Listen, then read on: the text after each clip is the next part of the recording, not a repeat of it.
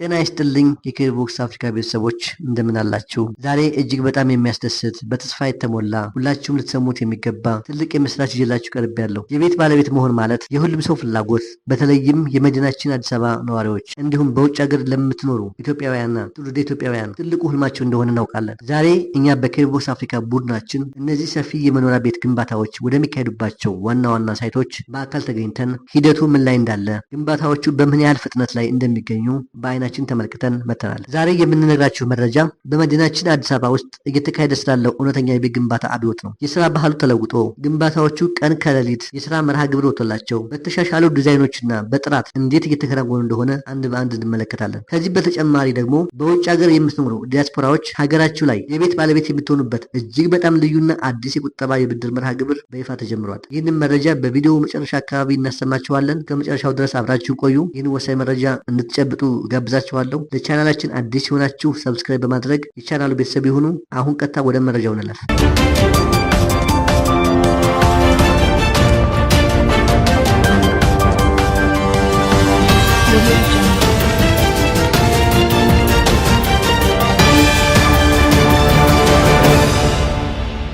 እሺ ተመልካቾች፣ ወደ መጀመሪያው ትልቁ ነጥብ ስናልፍ የአዲስ አበባ ከተማ አስተዳደር በከተማዋ ላይ ያለውን የቤት አቅርቦትና ፍላጎት አለመመጣጠን ለመፍታት እጅግ በጣም ግዙፍና ደፋር የሆነ እቅድ ይዞ እየሰራ ይገኛል። በአሁኑ ወቅት የተቀመጠው ግብ እንደሚያሳየው በቀጣዮቹ 5 ዓመታት ውስጥ ብቻ ጥራቱን የጠበቀ አቅርቦትን በመጨመር 600,000 መኖሪያ ቤቶችን ለመገንባት ነው የተያዘው እቅድ። ይህ በቀላሉ የሚታይ ቁጥር አይደለም። ባለፈው ስርዓት በጋራ መኖሪያ ቤቶች ሂደት ላይ የታዩትን የጥራት የፍጥነትና የማስተዳደር ክፍተቶች በሙሉ በዝርዝር በመገምገምና እነዚያን ስህተቶች በሙሉ በማረም ነው አሁን ላይ አቅርቦቱን ለመጨመር ሰፊ ስራ የተሰራ ያለው። እንዲያውም ባለፉት 5 ዓመታት ብቻ በተለያዩ አማራጮች ከ434,000 በላይ መኖሪያ ቤቶች ተገንብተው ለነዋሪዎች እንዲተላለፉ ተደርጓል። ይህ የሚያሳየው ደግሞ በተግባር የተረጋገጠ የስራ ፍጥነት መኖሩን ነው። አሁን ባለንበት የ2018 በጀት ዓመት ደግሞ በቤት ፍላጎትና አቅርቦት መካከል ያለውን ሰፊ ልዩነት ይበልጥ ለማጥበብ የጋራ መኖሪያ ቤት ግንባታ ከመቼውም ጊዜ በላይ ተጠናክሮ ቀጥሏል።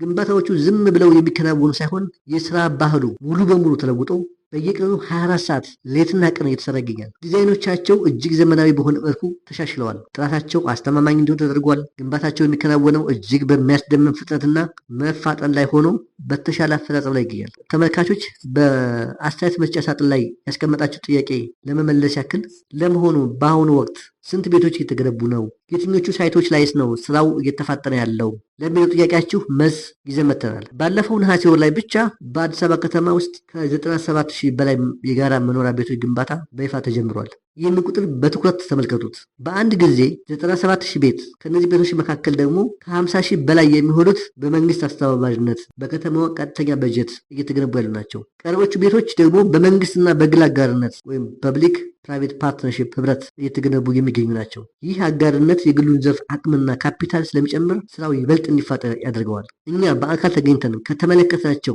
በመንግስት አስተባባሪነት ግንባታ ከሚካሄድባቸው ትላልቅ የጋራ መኖሪያ ቤት ሳይቶች መካከል ዋና ዋናዎቹ በቱሉ ዲምቱ ሳይት፣ በገርጂ ሳይት፣ በአራብሳ ሳይት እና በወርቁ ሰፈር ያሉ ሳይቶችን ነው። በእነዚህ ሁሉ ሳይቶች ላይ ያየነው እውነታ አንድ ነው። የተለወጠ የስራ ባህል መኖር፣ ሰራተኞችና መሐንዲሶች በፈረቃ በሽፍት እየተቀያየሩ 24 ሰዓት የሚሰሩበት፣ የቤቶችን ጥራት በጠበቀ መልኩ የግንባታውን ፍጥነት እጅግ ጨምረውታል። እነዚህ መንደሮች ዝም ብለው ህንፃዎች ብቻ አይደሉም። ዲዛይናቸው ተሻሽሎ ምቹ የመኖሪያ መንደር እንደሆኑ ተደርገው ነው የተገነቡ ያሉት። ትልቁና ልዩነቱ ግን ምን መሰላችሁ? እነዚህ ፕሮጀክቶች ሙሉ በሙሉ ሲጠናቀቁ የመኖሪያ ቤቱን ልማት ብቻ ሳይሆን በውስጣቸው በርካታ ማህበራዊ አገልግሎቶችን ይዛሉ። የልጆች መጫወቻ ቦታዎች አሉ።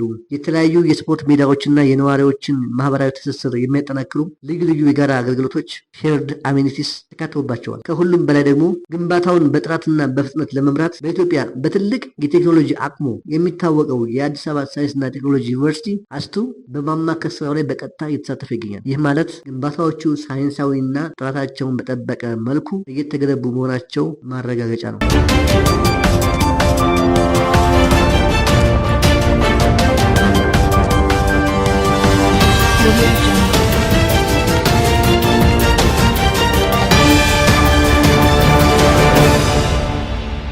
አሁን አሁን ደግሞ በውጭ ሀገር ለምትኖሩ ለሀገራችሁ ፍቅርና ናፍቆት ላላችሁ ውድ ኢትዮጵያውያንና ትውልደ ኢትዮጵያውያን ዲያስፖራዎች ወደ ተዘጋጀው ልዩ የምስራች እንለፍ። ሁልጊዜ የምጠይቁት ጥያቄ አለ። እኛ በውጭ የምንኖር ሰዎች ሀገራችን ላይ የምናርፍበት ስንመለስ የምንኖርበት ወይም የምናከራየው ቤት በጥራት ለመስራት ወይም ለመገንባት ምን አማራጭ አለ ብላችኋል። ለዚህ ጥያቄያችሁ አሁን ፍጹም አስተማማኝና ድንቅ የሆነ የቁጠባ አገልግሎት በይፋ ስራ ላይ ውሏል። በኢትዮጵያ ንግድ ባንክ የተዘጋጀው ሀገሮ ላይ ለሚያርፉበት ቤቶ ይቆጥቡ የሚል ፕሮግራም ነው። ይህ አዲስ የዲያስፖራ የቤት መግዣ ወይም የቤት መስሪያ ቁጠባ ሂሳብ ዲያስፖራ ሃውሲንግ ሴቪንግ አካውንት አሰራሩ እጅግ ቀላልና ማራኪ ነው። ህጉ የሚለው ምንድን ነው? እናንተ ባላችሁበት ሀገር ሆናችሁ ከቤቱ ጠቅላላ ዋጋ ውስጥ ከ10 በመቶ እስከ 70 በመቶ የሚሆነው ስትቆጥቡ ቀሪውን ሰፊ ክፍያ ደግሞ ባንክ በረጅም ጊዜ የሚከፈል በተመጣጣኝ ወለድ የሚሰላ የቤት ብድር ሞልቶ የቤት ባለቤት ያደርጋችኋል። እንግዲህ ተመልከቱ፣ 10% ብቻ ቆጥቦ ቀሪውን በብድር ማግኘት ማለት በውጭ ሀገር ለሚኖር ሰው እጅግ ትልቅ እድል ነው።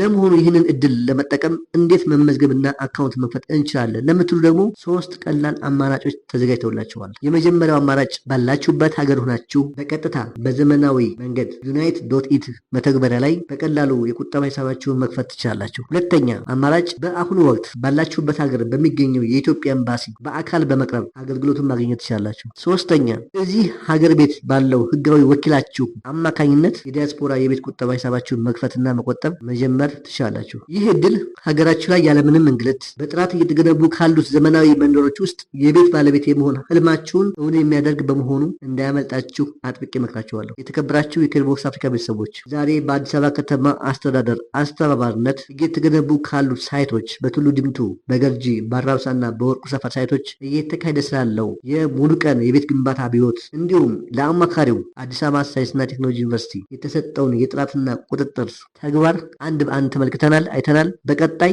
5 ዓመታት የሚገነቡ 600,000 ቤቶች ከተማዋን ገጽታ ሙሉ በሙሉ እንደሚቀይሩት ምንም ጥርጥር የለውም። ዲያስፖራዎችን ባላችሁበት ሆናችሁ በዩናይት.ኢት ወይም በኤምባሲ በአካል በመቅረብ ወይም በወኪል በኩል መቆጠብ እንድትጀምሩ የተመቻቸውን እድል ተጠቀሙበትን እንላለን። እናንተስ አሁን እየተካሄደ ስላለው የግንባታ ፍጥነት እና ስለ አዲሱ የዲያስፖራ ቁጠባ ምን ታስባላችሁ? ሀሳብ አስተያየታችሁን ኮሜንት ላይ ያስፈሩልኝ። ውይይቱን እዚያ እንቀጥላለን። ቪዲዮ ጠቃሚ መረጃ የያዘ በመሆኑ ላይክ ማድረጋችሁና ለወዳጅ ዘመዶቻችሁ በተለይም በውጭ ሀገር ለሚኖሩ ወገኖቻችን ሼር ማድረጋችሁን አትርሱ። በሚቀጥለው ቪዲዮ ይበልጥ አዳዲስና ትኩስ መረጃዎችን ይዤላችሁ እስከሚመጣ ድረስ በሰላም ቆዩልኝ። ቻው።